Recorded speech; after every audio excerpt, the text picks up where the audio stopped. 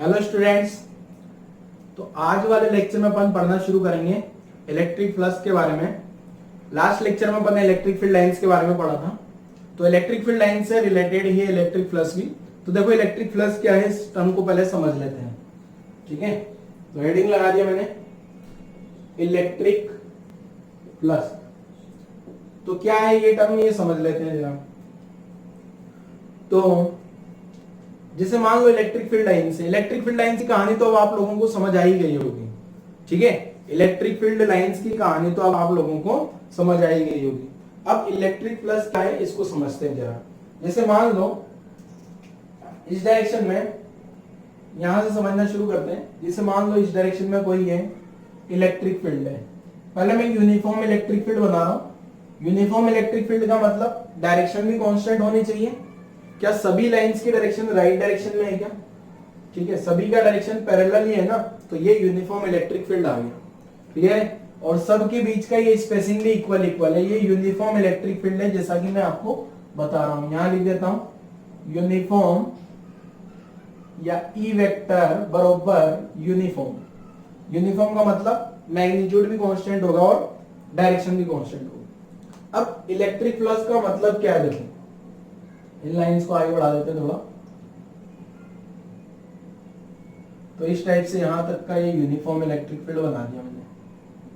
अब मैं यहां पे क्या करता हूं, कुछ एरिया लेता हूं और उस एरिया से, पर्टिकुलर एरिया से कितने number of electric field lines pass हो रही है उसी को प्लस बोल देते हैं।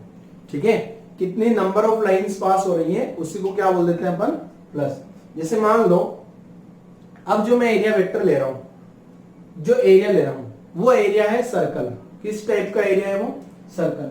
अब पहला वाला सर्कल तो ये बोर्ड के प्लेन में है, ये वाला सर्कल। इससे कितनी लाइन पास होते हुए जा रही है आगे, इस एरिया से, मींस उस एरिया को क्रॉस करते हुए कितनी लाइन पास कर रही है। यहां से अगर देखा जाए तो ये वाली लाइन तो ऊपर से चली गई, ये वाली लाइन नीचे से चली गई, बट ये दोनों जो लाइन है मिडल में वाली लाइन, ये दोनों लाइन जो है उस एरिया को क्रॉस करते हुए नहीं जा रही है।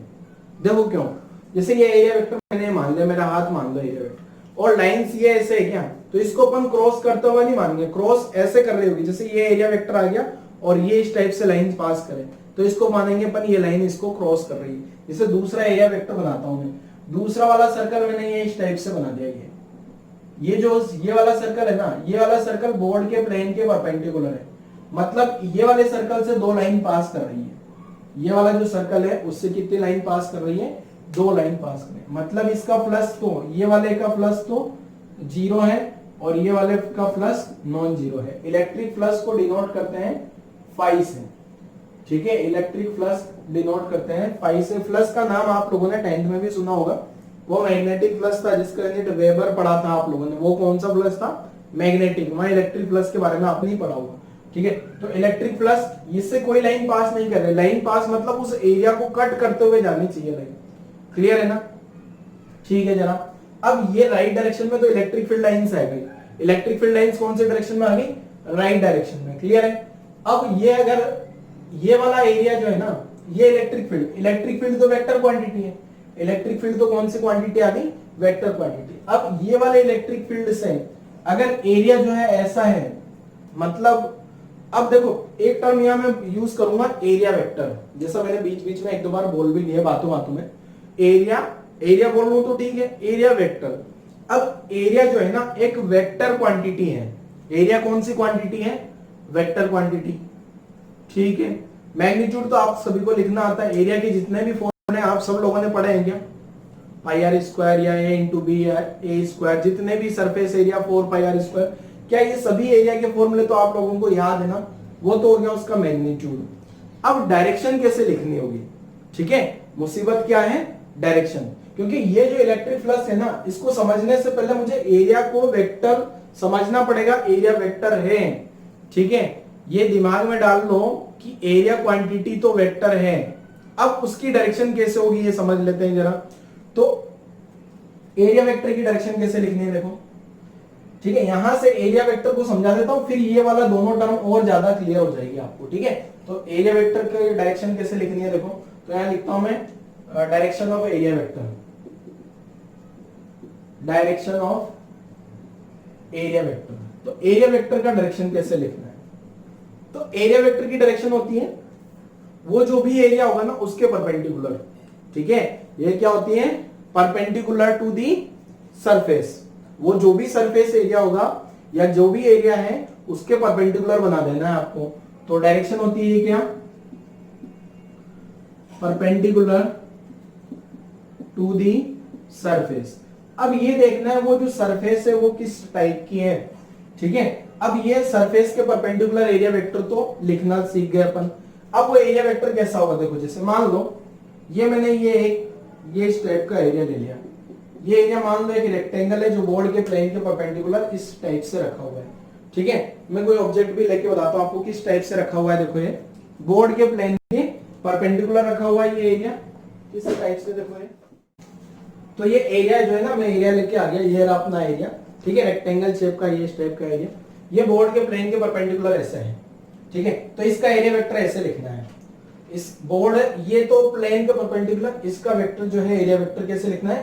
Perpendicular to the surface. अब ये सरफेस के परपेंडिकुलर ये आ गया क्या?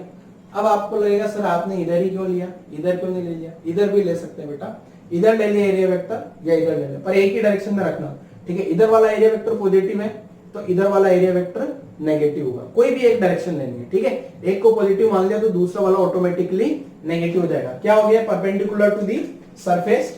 तो यहाँ पे सरफेस का परपेंडिकुलर ये इस टाइप का आ गया क्या? Area vector. तो यहाँ पे ये एरिया वेक्टर की डायरेक्शन आ गई ए वेक्टर। ए कैप बोल दूं?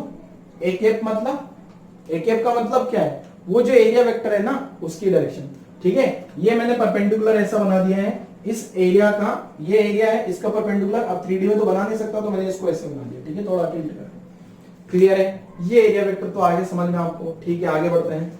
अब देखो इसमें आपको कोई कंफ्यूज होने की जरूरत नहीं है। एरिया वेक्टर राइट में भी पॉजिटिव मान सकते हो, लेफ्ट में भी पॉजिटिव मान सकते हो, पर एक डायरेक्शन में पॉजिटिव मान लिया तो दूसरी डायरेक्शन में नेगेटिव मानना पड़ेगा। अगर मान लो क्लोज ऑब्जेक्ट है या क्लोज एरिया है, ये तो यहां पे मैंने डायरेक्शन ऑफ एरिया वेक्टर लिख दिया परपेंडिकुलर टू दी सरफेस।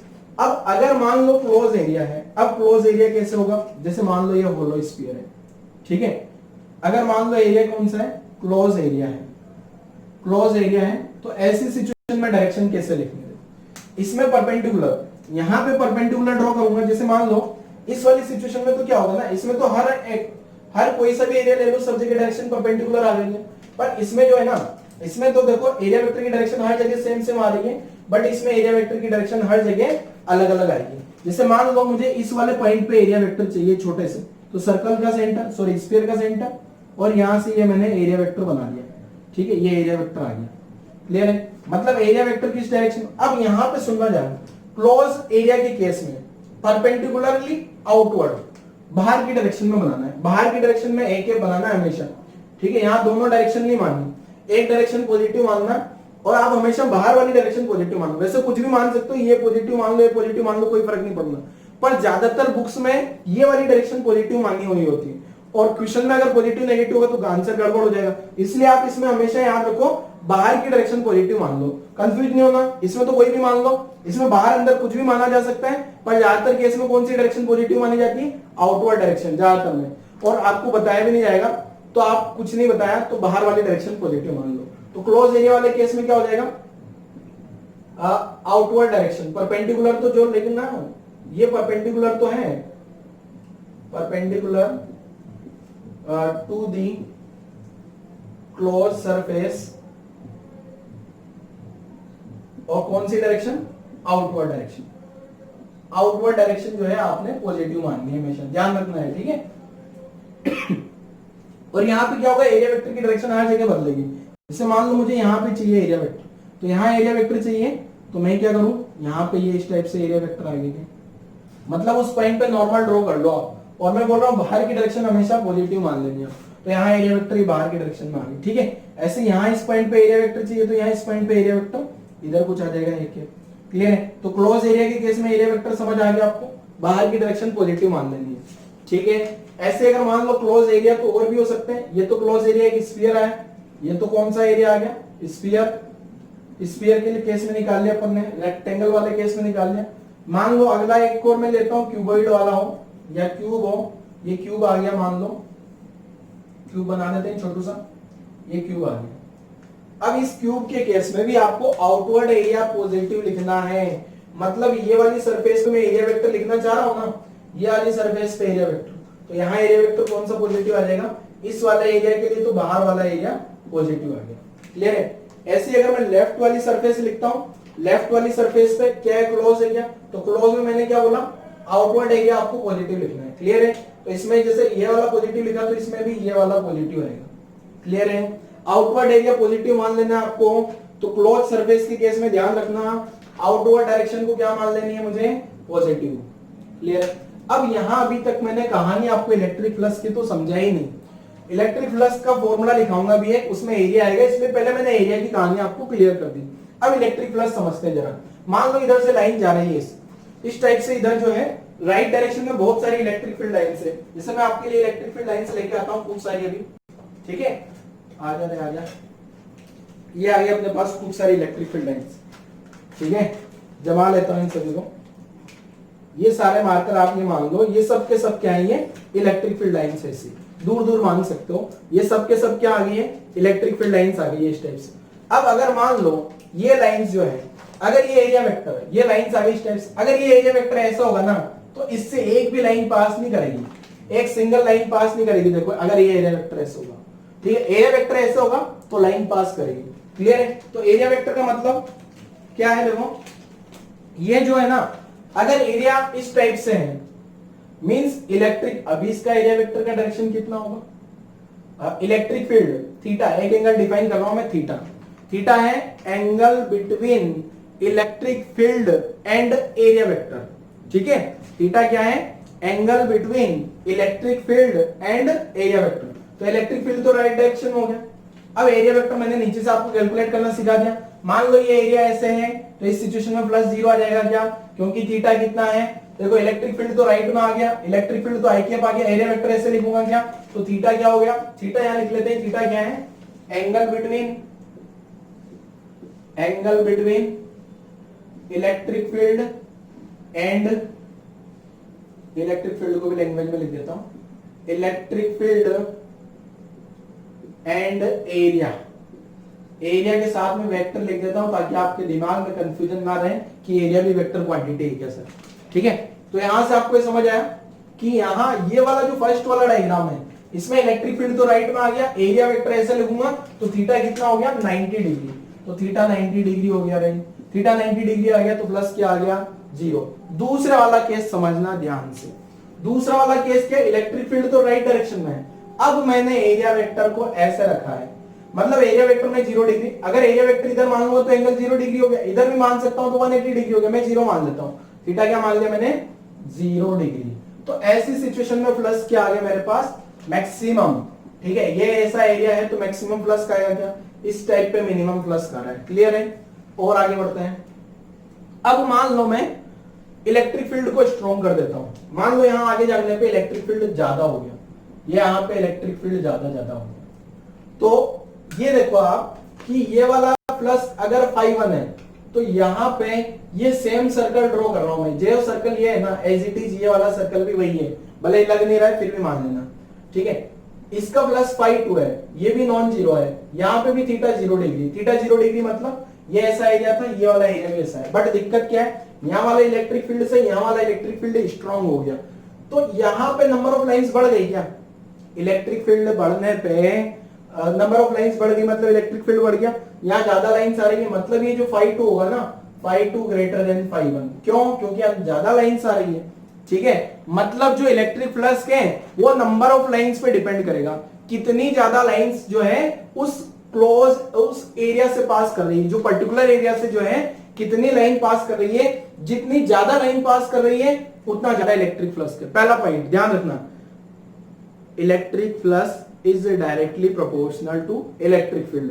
अगर इलेक्ट्रिक फील्ड बढ़ेगा, इलेक्ट्रिक फील्ड लाइंस ज्यादा पास होगी कोई भी गिवन एरिया से, इसका एरिया और इसका एरिया में सेम बोल रहा हूं, तो यहाँ 2 लाइन पास हो रही है तो यहाँ देखो 4 लाइन आ गई। ठीक है, इलेक्ट्रिक फील्ड स्ट्रॉन्ग होने पे।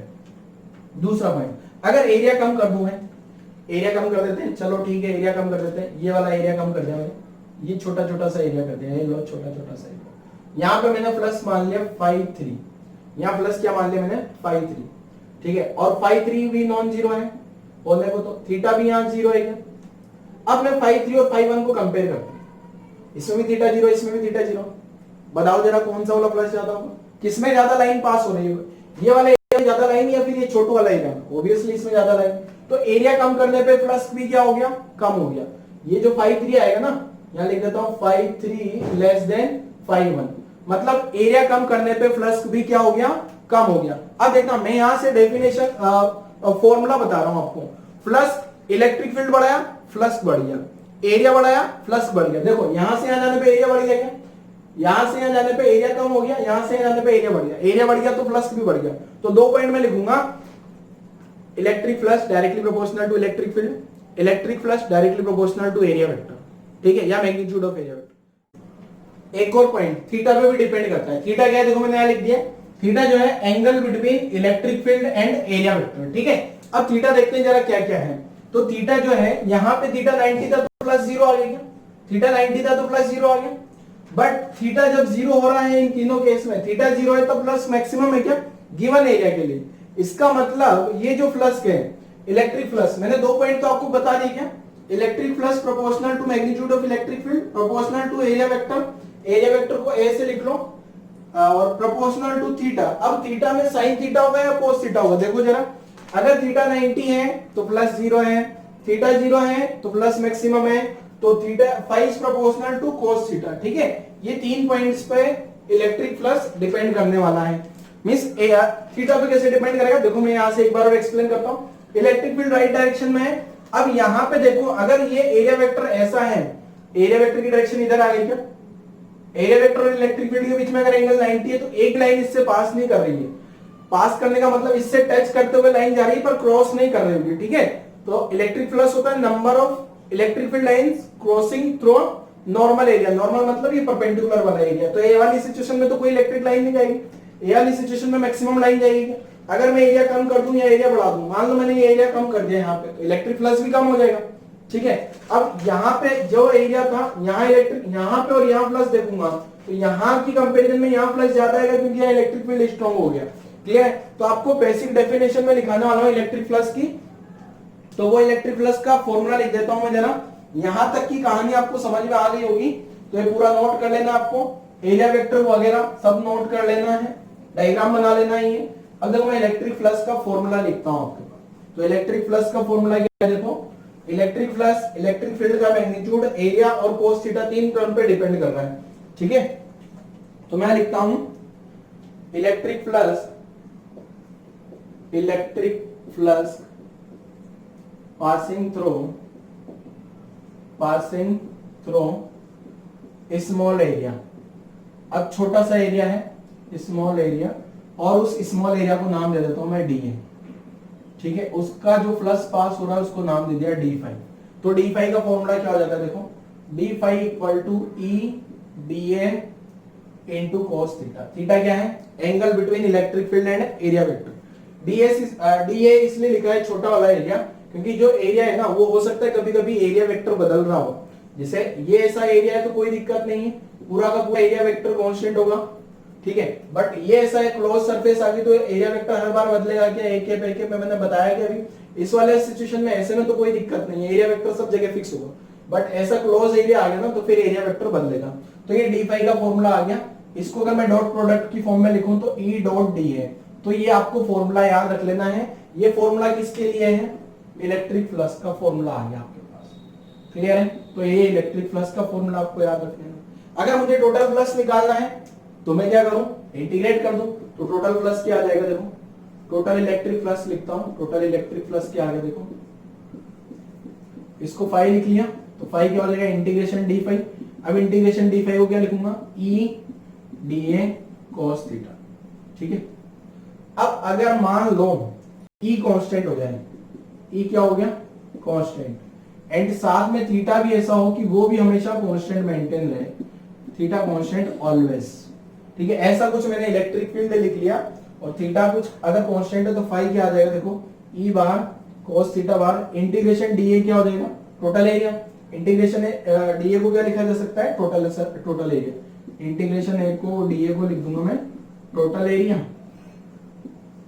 ठीक है। तो फाई का वैल्यू क्या आ गया देखो, E cos theta into A, तो फाई का फॉर्मूला आ गया कितना, E A cos theta equal to E dot A. ये वाला फॉर्मूला याद रखना है।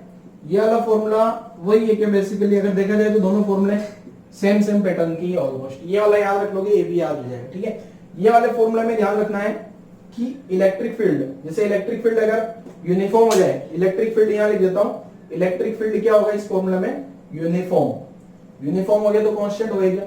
अब एरिया वेक्टर थीटा एंड साथ में थीटा भी क्या हो जाए, कांस्टेंट, ठीक है। इलेक्ट्रिक फील्ड अगर यूनिफॉर्म हो, थीटा कांस्टेंट हो, तो ये वाला फॉर्मूला यूज कर लेना है। अब अपन इसका यूनिट वगैरह देख लेते हैं जरा। इसका इलेक्ट्रिक फ्लक्स का यूनिट क्या होता है, तो मैं लिख देता हूं यूनिट ऑफ इलेक्ट्रिक फ्लक्स क्या होगा देखो, तो ऐसा unit of phi electric flux, तो ये यूनिट जो देखूंगा ना, ई तो क्या हो गया Newton per coulomb into metre square, ये इसका यूनिट हो गया, ठीक है। यही लिख देता हूं, यही आ जाएगा न्यूटन पर कूलम, तो इलेक्ट्रिक फील्ड हो गया इनटू मीटर स्क्वायर हो गया, ठीक है। ये इलेक्ट्रिक फ्लक्स हो गया। साथ में ये इलेक्ट्रिक फ्लक्स जो है वो स्केलर क्वांटिटी है। इलेक्ट्रिक फ्लक्स जो है वो कौन सी क्वांटिटी है, स्केलर है। पता भी लग रहा होगा, यहाँ से डॉट प्रोडक्ट आ रहा है ना बेटा, ये डॉट प्रोडक्ट, यहाँ पे भी डॉट प्रोडक्ट। तो electric flux can be positive negative zero, तो फाई लिख देता हूं, phi can be positive negative and zero, ठीक है। Phi can be positive negative zero. Scalar quantity है तो डायरेक्शन का कोई मतलब नहीं है, प्लस को डायरेक्ट ऐड कर देना है, ठीक है। यूनिट मैंने लिख दिया Newton per coulomb metre square. Weber नहीं है, वेबर मैग्नेटिक फ्लक्स का यूनिट होता है। बच्चों के दिमाग में वेबर फ्लक्स का मतलब वेबर रहता है, वो मैग्नेटिक फ्लक्स का यूनिट है, ठीक है। तो इस टाइप से अपन ने क्या किया, इलेक्ट्रिक फ्लक्स का फॉर्मूला देख लिया है। अब ये फॉर्मूला आ गया और इसमें यूनिफॉर्म इलेक्ट्रिक फील्ड है, थीटा कांस्टेंट है, तो ये फॉर्मूला आ गया। इस फॉर्मूला की सारी कहानी मैंने समझा दी आपको। अब इससे रिलेटेड कुछ न्यूमेरिकल्स सॉल्व कर लेते हैं। तो क्वेश्चंस मैंने बोर्ड पे लिख दिए हैं, एक्सप्लेन करता हूं जरा क्या क्या है क्वेश्चन। पहला क्वेश्चन एक्सप्लेन कर रहा हूं। इलेक्ट्रिक फील्ड है 20 I के न्यूटन पर कूलम। ये X axis, Y axis, Z axis standard. Find the electric flux of this field. ये वाला जो फील्ड है इसका इलेक्ट्रिक फ्लक्स बताना है। इलेक्ट्रिक फील्ड I में है थ्रू ए रेक्टेंगुलर एरिया, और एरिया कितना दिया 5 मीटर स्क्वायर और पैरेलल टू। अब ये जो एरिया है ना वो कैसा कैसा है ये समझ लेते हैं जरा। सबसे पहले एरिया एक्स वाई प्लेन के पैरेलल है। अब एक्स वाई प्लेन के पैरेलल एरिया लेके आता हूं जरा मैं। मान लो मेरे पास ये रेक्टेंगल हो गया, ठीक है, रेक्टेंगल शेप अपना आ गया। अब एक्स वाई प्लेन ये है क्या, एक्स वाई प्लेन के पैरेलल ये वाला वेक्टर हो गया, ये वाला एरिया हो गया, तो इसका वेक्टर ये आएगा क्या, इसका वेक्टर लिखूंगा तो के कैप या माइनस के कैप, दोनों में से एक मान सकते हैं, ठीक है। तो फर्स्ट वाला आंसर जो है वो क्या आ जाएगा, देखो आपके पास फ्लक्स का फॉर्मूला क्या है, देखो फ्लक्स का जो फॉर्मूला है ई डी एस। अब यह इलेक्ट्रिक फील्ड यूनिफॉर्म है और एरिया थीटा भी हमेशा कांस्टेंट है क्या, थीटा भी 90 है, तो मैं चाहूं तो ये वाला फॉर्मूला लिख सकता हूं ई ए cos थीटा, ठीक है, या ई डॉट एस। ये तो अपना जनरलाइज्ड फॉर्मूला हो गया ई डॉट ए, ठीक है। अब यहां से क्या करेंगे, थीटा चेक करें। फर्स्ट वाले केस में थीटा कितना आ गया 90 डिग्री, तो इलेक्ट्रिक फील्ड कुछ भी हो जाए 20 एरिया कितना भी लिख दो 5 cos 90 सबको जीरो कर देगा, ठीक है। तो पहला answer electric field area, electric field तो राइट में एरिया वेक्टर ऐसा है तो थीटा 90 हो गया ना, तो उसके कारण प्लस सब कुछ जीरो हो गया। सेकंड वाला केस, सेकंड वाले में वाई जेड प्लेन। अब वाई जेड प्लेन कौन सा होगा, ये वाला प्लेन है क्या Y Z plane. Y Z देखो जेड ही है ना, ये ऐसा बोर्ड के प्लेन की परपेंडिकुलर जेड एक्सिस बाहर होगी। अब वाई जेड प्लेन ये ऐसा हो गया। अब ऐसा वाई जेड प्लेन में मैंने area vector electric field same direction में हो गया, तो प्लस जो आ जाएगा वो कितना आ गया, ई की जगह तो 20 लिख दिया, 5 इंटू cos 0। cos 0 का वैल्यू 1 होता है, 0 नहीं होगा, ठीक है। तो ये आ गया 100। यूनिट लिखना चाहो तो Newton per coulomb into metre square. ये वाला अपना सेकंड वाला आंसर आ गया। अब थर्ड वाला चेक कर लेते हैं जरा। थर्ड में क्या है, एक्सजेड प्लेन। एक्सजेड प्लेन कैसा है बेटा, ये इस टाइप का है क्या एक्सजेड प्लेन। एक्सजेड प्लेन ये इसी टाइप से बनेगा ना, जेड एक्सिस बाहर आ गया, जेड एक्सिस बाहर आ गया तो एक्सजेड प्लेन ये ऐसा बन गया। तो अगेन यहाँ पे एरिया वेक्टर जो है ऊपर जेकेप आ गया, तो यहाँ थीटा अगेन क्या हो गया, थीटा 90 हो गया, तो 20 इंटू 5 इंटू cos 90, तो इसका आंसर भी क्या हो गया 0, ठीक है, 0 प्लस का जाएगा इसका भी। तो ये इस टाइप से अपने ये वाला क्वेश्चन सोल्व हो गया। ठीक है। अच्छा सिंपली ये लाइन नहीं बनाता तो भी आप समझ ही जाते क्या। तो इसी पैटर्न पे मैंने अगला क्वेश्चन दिया, उसमें मैंने आपको इलेक्ट्रिक फील्ड लाइंस नहीं बताई है, ठीक है। अगले क्वेश्चन में मैंने इलेक्ट्रिक फील्ड लाइंस नहीं बताई आपको, बस ऐसा लिख दिया ये इलेक्ट्रिक फील्ड इस टाइप का है 3/5 E not I K plus 4/5 E not J K, और E नॉट का वैल्यू ये दे दिया। Find the flux of this field through a rectangular area, ये एरिया दे दिया, एंड ये जो एरिया है पैरेलल टू YZ प्लेन। अब YZ प्लेन के पैरेलल मतलब यहां से समझता हूं जरा कोऑर्डिनेट सिस्टम वापस से। तो नेक्स्ट क्वेश्चन सोल्व करता हूं। ये मान लो x एक्सिस इधर आ गया, y एक्सिस इधर आ गया, z एक्सिस, ये z एक्सिस आ गया। अब YZ प्लेन कौन सा होगा, ये YZ प्लेन आ गया क्या, ये YZ प्लेन आ गया। अगर YZ प्लेन का एरिया वेक्टर लिखूं मैं, तो एरिया वेक्टर कैसे लिखेंगे, मैग्नीट्यूड तो कितना बच्चों 2.5, और YZ प्लेन की डायरेक्शन IK। अच्छा एक चीज ध्यान रखना, डायरेक्ट ये YZ है ना, तो जो भी बच रहा होता है ना, अगर कांस्टेंट एरिया है जैसे रेक्टेंगल है, सर्कल है, तो YZ पैरेलल इसका डायरेक्शन K कैप होगा, इसका डायरेक्शन I कैप होगा, इसका डायरेक्शन J कैप होगा। देख भी लिया अभी आपने। तो ये डायरेक्शन क्या हो गया, YZ का पैरेलली I कैप हो गया कि एरिया वेक्टर इधर मान लिया मैंने, ठीक है। अभी डॉट प्रोडक्ट से सोल्व कर लेंगे। फाई इक्वल टू मैंने बताया आपको E डॉट A। अब यहाँ इलेक्ट्रिक फील्ड जो है ना वो भी कांस्टेंट है क्या, यूनिफॉर्म इलेक्ट्रिक फील्ड है, यूनिफॉर्म इलेक्ट्रिक फील्ड है, और एरिया भी अपने पास ऐसा है रेक्टेंगल शेप का। तो बेचारे रेक्टेंगल का तो एरिया क्या होगा, रेक्टेंगल का तो एरिया वेक्टर हमेशा कांस्टेंट होएगा क्या, रेक्टेंगल जो भी होगा YZ इसका तो एरिया वेक्टर हर जगह कांस्टेंट है, इलेक्ट्रिक फील्ड भी कांस्टेंट। तो फॉर्मूला लगा दूंगा, थीटा कांस्टेंट आएगा, ठीक है। तो ये फॉर्मूला लगा देंगे डायरेक्ट। अब E डॉट है, इन दोनों का डॉट प्रोडक्ट कर लेते हैं जरा।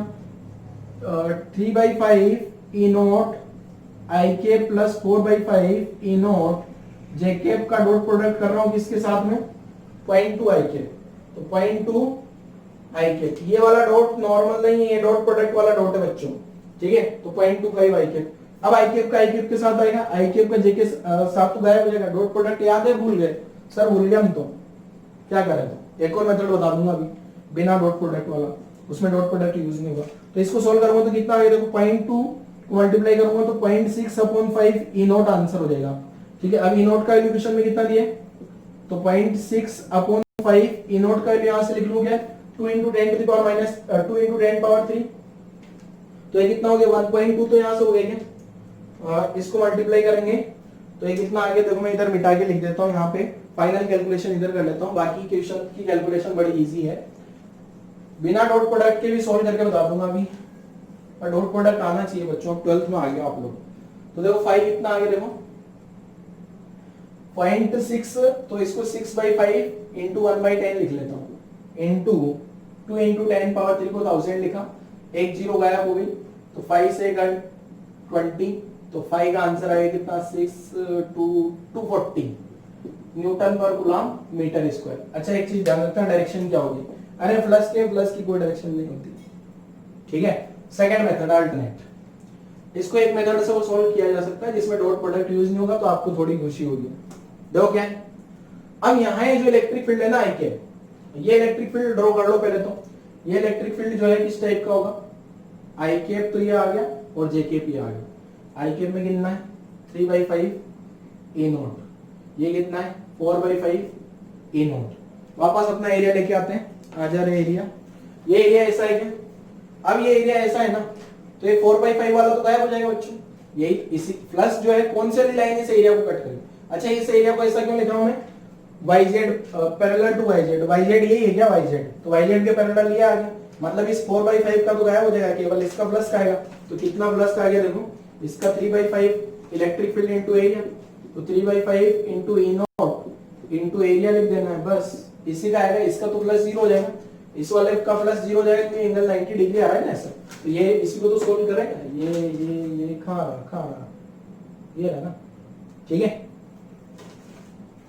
पॉइंट तो इसको सोल्व करूंगा तो वही आ जाएगा वापस से, सोल्व नहीं कर रहा हूं मैं, ठीक है। अगला क्वेश्चन देखोगे, ये एक सर्कल बना दिया मैंने छोटू सा, सर्कल की सरकमफेरेंस पे क्यू चार्ज रखा है, सर्कल की सरकमफेरेंस पे क्यू चार्ज रखा है, find the flux through the circle. तो इस सर्कल से कितना फ्लक्स जा रहा होगा।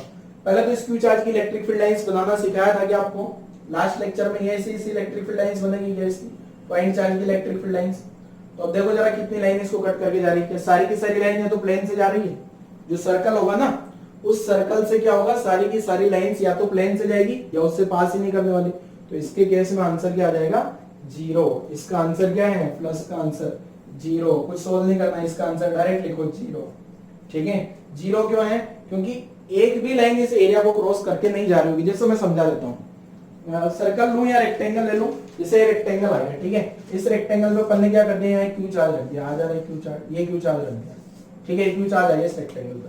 अब ये क्यू चार्ज की जो लाइंस होगी वो ऐसे जाएगी क्या, ये इस टाइप से जाएगी क्या लाइंस, तो इस टाइप से जो ये लाइंस जाएगी तो ये लाइन क्या होगी, या तो लाइन ऐसी ऐसी ऐसी ऐसी ऐसी जाएगी क्या, तो कोई भी लाइन इसको ज्यादा से ज्यादा क्या करेगी टच, बाकी इससे पास नहीं करने वाली, तो इसका प्लस कितना आ जाएगा 0।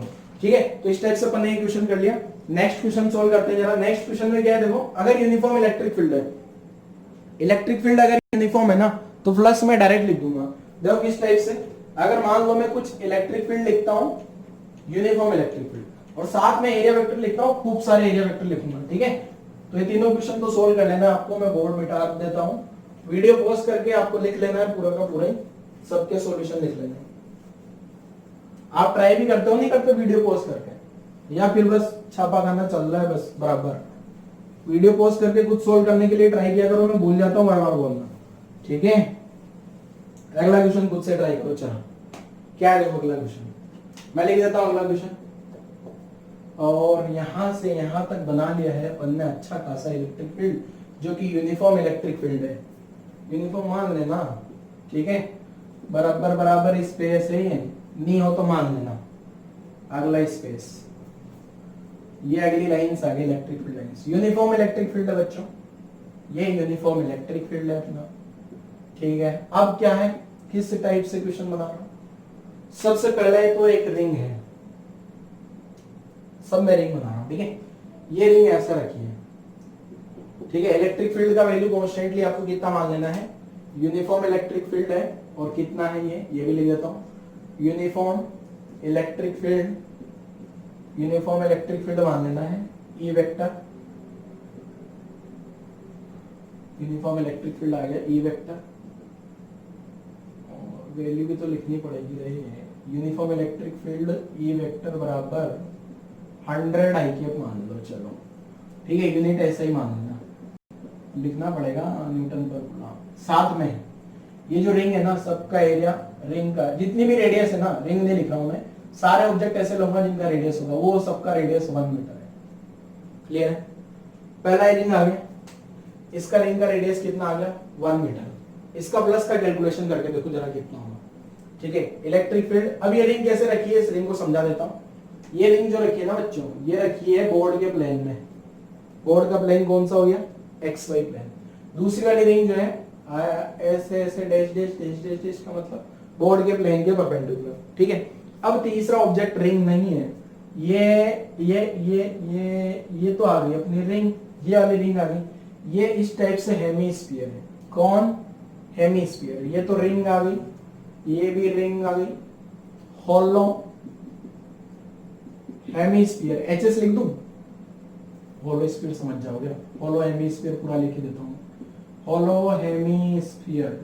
ठीक है, अब ये पता नहीं कौन सा ऑब्जेक्ट है, ये टिंग टिंग टिंग टिंग टिंग टिंग इस टाइप का, बट ये वाला तो सर्कुलर क्रॉस सेक्शन है। ठीक है, ये वाला क्रॉस सेक्शन अगेन रिंग के जैसा ही है, और वो ये जो सर्कुलर क्रॉस सेक्शन है, सर्कुलर ये वाला पार्ट है ना, वो वैसा ही सर्कल है।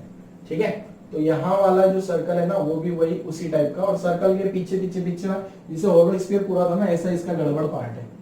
ठीक है, एक और पार्ट बना लेते हैं। चलो ठीक है, सब में यही करना है। पहला वाले का आंसर, यहाँ प्लस लिखो जल्दी से, कितना आएगा यहाँ प्लस, डायरेक्ट लिख लो। क्वेश्चन क्या कैलकुलेट करना है, सब में फाई की वैल्यू कैलकुलेट करनी होगी, क्या कैलकुलेट करना है, फाई कैलकुलेट करना है, सब में फाई कितना कितना है। पहला वाला पार्ट सोल्व करूंगा, ये वाले केस में फाई 0 आ जाएगा। क्यों आ गया फाई 0, ये वाले केस में फाई 0 क्यों आ गया, जल्दी बोलो, एंगल 90 डिग्री के कारण। ठीक है, एरिया वेक्टर इधर इलेक्ट्रिक फील्ड, ये वाले केस में फाई कितना आ जाएगा, यूनिफॉर्म इलेक्ट्रिक फील्ड तो डायरेक्ट लिखूंगा ई है cos थीटा, तो ई कितना आ गया, ई है cos थीटा लिख दिया, तो फाई इलेक्ट्रिक फील्ड कहां गया बच्चों 100 इनटू एरिया वेक्टर कितना, इसका एरिया कितना लिखूंगा pi into 1 R square into cos 0, तो आंसर आ गया फाई का कितना 100 पाई Newton per coulomb into metre square. अब ये होलो हेमीस्फीयर का आंसर क्या होगा, होलो हेमिस्फीयर का एरिया, सर होलो हेमिस्फीयर का एरिया तो होता है 2 पाई आर स्क्वायर, तो यहाँ 2 पाई आर स्क्वायर करेंगे ना तो इससे डबल हो जाएगा ना, यही होगा आंसर। अरे जितनी लाइन यहाँ से पास हो रही है क्या उतनी ही लाइन इससे भी पास हो रही है, जितनी लाइन इस रिंग से जा रही है ना सेम सेम एग्जैक्ट उतनी ही लाइन ये वाले होलो हेमिस्फीयर से भी जा रही है, मतलब इसका प्लस भी यही होगा, ऐसा नहीं उसका 4 पाई आर, अरे 4 पाई आर स्क्वायर लिख लोगे ना बच्चों तो फिर हर जगह एरिया वेक्टर अलग अलग होगा क्या, हर जगह ये यहाँ एरिया वेक्टर ऐसा, एरिया वेक्टर ऐसा, एरिया वेक्टर ऐसा, एरिया वेक्टर ऐसा। पर मैंने क्या दिमाग लगाया, जितनी लाइन इससे पास हो रही है सिमेट्रिकली उतनी लाइन इससे भी जा रही है क्या, मतलब इसका आंसर भी यही होगा। इसका आंसर डायरेक्ट लिख देता हूं मैं, कितना 100 पाई, ठीक है, इसका आंसर 100 पाई। डायरेक्ट क्यों लिखा समझ गए, ठीक है। ऐसे ही इसका आंसर भी दिमाग लगा लिया होगा आप लोगों ने, सर इसका भी वही होगा, ठीक है बच्चों वेरी गुड। इसका एरिया तो निकाल भी नहीं सकते तुम, ठीक है, जैसे उसमें 2 पाई आर स्क्वायर लिखा ना ऐसे इसमें तो लिख भी नहीं पाते आप, तो इसका आंसर भी 105 हो गया, ठीक है। तो इस टाइप से और भी यहाँ कैसे भी शेप बना लो, जितना लाइन यहाँ से पास हो रही है उतनी ये वाले सर्कल से, उतनी ये वाले सर्कल से भी पास हो रही है, ठीक है। मैंने यहाँ बोला था ना सबका रेडियस 1 मीटर मान लेना है, क्लियर है। एक और क्वेश्चन करते हैं, नेक्स्ट क्वेश्चन देखना, जरा जबरदस्त क्वेश्चन है, ट्राई करना आप लोग। क्वेश्चन लिखता हूं जरा, ठीक है। क्वेश्चन मैंने लिख दिया, बोर्ड पे देखो क्या ये एक आ गया अपने पास स्फीयर, होलो स्फीयर है, ए चार्ज क्यू चार्ज रखा है इसके सेंटर पे, यहाँ पे ए charge Q placed at the centre of sphere, find electric flux passing through sphere. चलो ट्राई करो इसको, वीडियो पॉज करो, 3 मिनट का टाइम है, ट्राई करो जल्दी से, मैं सॉल्व करता हूं। दोगे ये मैंने होलो स्फीयर बना दिया, अब इसके सेंटर पे क्यू चार्ज है, अगर सेंटर पे इसका क्यू चार्ज है ना तो इसके हर एक पॉइंट पे इसका इलेक्ट्रिक फील्ड ऐसा बनेगा क्या, इलेक्ट्रिक फील्ड जो है इस टाइप से इलेक्ट्रिक फील्ड बनेगा क्या, सरकमफेरेंस के हर पॉइंट पे इलेक्ट्रिक फील्ड का मैग्नीट्यूड कांस्टेंट होगा, डायरेक्शन नहीं होगी बच्चों, डायरेक्शन तो आपको पता लग रही है, यहाँ पे इलेक्ट्रिक फील्ड की डायरेक्शन ऐसी है, ये इलेक्ट्रिक फील्ड की डायरेक्शन अगर इस पॉइंट पे देखूं तो ऐसी है क्या, इस पॉइंट पे इलेक्ट्रिक फील्ड का डायरेक्शन ऐसा है, इस पॉइंट पे इलेक्ट्रिक फील्ड का डायरेक्शन ऐसा, हर एक पॉइंट पे इलेक्ट्रिक फील्ड का डायरेक्शन बदल रहा है, पर सरकमफेरेंस के हर एक पॉइंट पे इलेक्ट्रिक फील्ड का मैग्नीट्यूड कांस्टेंट है, और वो कितना है KQ/r²। ये डिस्टेंस मैंने सर्कल का रेडियस क्या मान लिया, छोटू आर, ये सर्कल का रेडियस छोटू आर मान लिया। आपको लग रहा है सर आर तो क्वेश्चन में दिया ही नहीं था, ठीक है नहीं दिया था ना, मान लिया, कैंसिल आउट हो जाएगा, ठीक है। तो इलेक्ट्रिक फील्ड आ गया। अब फ्लक्स का डेफिनेशन लिखते हैं, d5 लिखता हूं पहले तो, d5 क्या लिखते हैं, E dA cos थीटा। अब अगर आप देखोगे ना तो बाई चांस इस सर्कल में क्या कहानी फिट हो गई है, यहां जो इलेक्ट्रिक फील्ड की डायरेक्शन लिखा ना मैंने, इलेक्ट्रिक फील्ड की डायरेक्शन मैंने ई वेक्टर लिख लिया है, जो डायरेक्शन इलेक्ट्रिक फील्ड की है हर एक पॉइंट पे एरिया वेक्टर की डायरेक्शन भी वैसी आ रही है, ऐसी बढ़िया से कॉन्सेप्ट बैठ गया है। हर एक पॉइंट पे थीटा क्या होगा, एट एवरी पॉइंट थीटा क्या हो गया 0।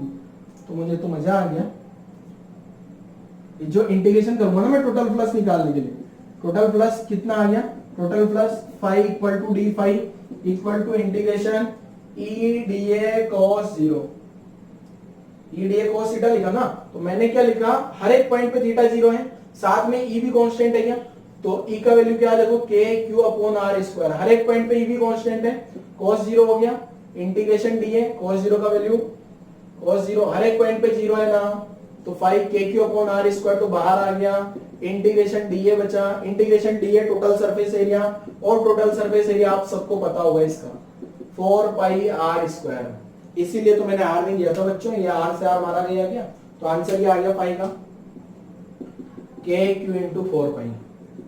क्यों ना इस k का वैल्यू रख दिया जाए, k का वैल्यू क्या है 1/4 पाई एप्सिलॉन नॉट q 4 पाई, 4 पाई से 4 पाई भी मारा गया, 4 पाई गया 4 पाई गया, तो फाइनल आंसर मेरे पास क्या आ गया, देखो यहां से फाइनल आंसर जो है पाई, जो आंसर आ गया Q/ε0, ये अपने पास फाइनल आंसर आ गया, ठीक है, ये अपने पास फाइनल आंसर आ गया ये, और ये कोई रेडियस पे नहीं डिपेंड कर रहा, ठीक है। अब देखो कहानी यहां से आंसर तो ये आ ही गया, ठीक है। अब नेक्स्ट लेक्चर की कहानी समझाता हूँ, थोड़ी सी कहानी। नेक्स्ट लेक्चर में मैं आपको पढ़ाने वाला हूँ गॉस थ्योरम। गॉस थ्योरम क्या बोलती है वो तो मैं नेक्स्ट लेक्चर में पढ़ाऊंगा, पर थोड़ी कहानी यहाँ पर समझा देता हूँ। देखो एक क्यू चार्ज है ना बच्चों, सेंटर पर गए तो इससे ये लाइंस मैंने बनाई है, उस डायग्राम में अच्छी नहीं बनी, थोड़ी सुंदर सी बना लेते हैं इसमें। सर इसमें भी सुंदर नहीं है तो मान ले, नहीं है तो मैं क्या करूं, सुंदर मान ले। तो देखो ये वाला जो स्फीयर है, इस स्फीयर से कितना प्लस पास किया, q अपॉन एप्सिलॉन नॉट। क्या है, नंबर ऑफ लाइंस, ये क्यू चार्ज से जितनी नंबर ऑफ लाइंस निकल रही वही लाइन निकलेगी क्या। इस वाले एरिया से कितना प्लस पास हुआ, q अपॉन एप्सिलॉन नॉट। अब ठीक है, क्वेश्चन तो मिटा देते हैं, क्वेश्चन का कोई रोल नहीं है, ठीक है, ये होलो स्फीयर रहने देता हूं। अब अगर मान लो मैंने क्या किया, इस क्यू चार्ज की जगह, ये होलो स्फीयर है, अब ये क्यू चार्ज वापस यहाँ लेके आएगा, क्यू चार्ज से उतनी लाइन निकल रही होगी, वैसी लाइन निकल रही होगी जैसे पहले निकल रही थी, ठीक है। अब मैंने यहाँ होलो स्फीयर ले रखा, ऐसा रैंडम शेप का सरफेस एरिया रख लिया, close surface area. Hollow sphere close होता है ना बच्चों, तो ये वाला स्फीयर भी क्या है, स्फीयर नहीं है, कोई रैंडम क्लोज एरिया है, ये क्या है, क्लोज एरिया। अब इस रैंडम क्लोज एरिया से कितना प्लस पास करेगा जरा बताओ। पिछले क्वेश्चन में मैंने बोला था ना, जितना प्लस रिंग से जाएगा उतना ही हेमिस्फीयर से जाएगा। क्या वही कहानी मैं यहाँ भी लगा सकता हूँ क्या, जितना प्लस इस होलो हेमिस्फीयर से पास हो रहा होगा वही सारा का सारा प्लस इस क्लोज सरफेस से भी पास हो रहा होगा, इस क्लोज एरिया से भी पास हो रहा होगा। यही बात गॉस ने पकड़ ली और एक थ्योरम दे दी, क्या कि अगर क्यू चार्ज इस सरफेस के अंदर है तो प्लस कितना हो जाएगा, क्यू अपॉन एप्सिलॉन नॉट। पर ध्यान रखना सरफेस के अंदर होना चाहिए, बाकी कहानी तो अपन लेक्चर में पढ़ेंगे, इसे अगले लेक्चर में। ये क्लोज सरफेस कैसी भी हो कोई फर्क नहीं पड़ता।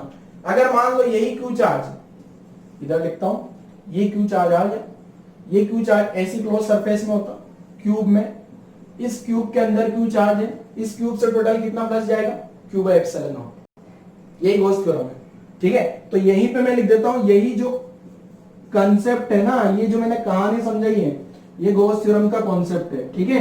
गॉस थ्योरम आपको नेक्स्ट लेक्चर में समझाया जाएगा, ठीक है, आज वाले लेक्चर में नहीं समझा, आज वाले लेक्चर का पैसा यही खत्म हो गया आपका, ठीक है।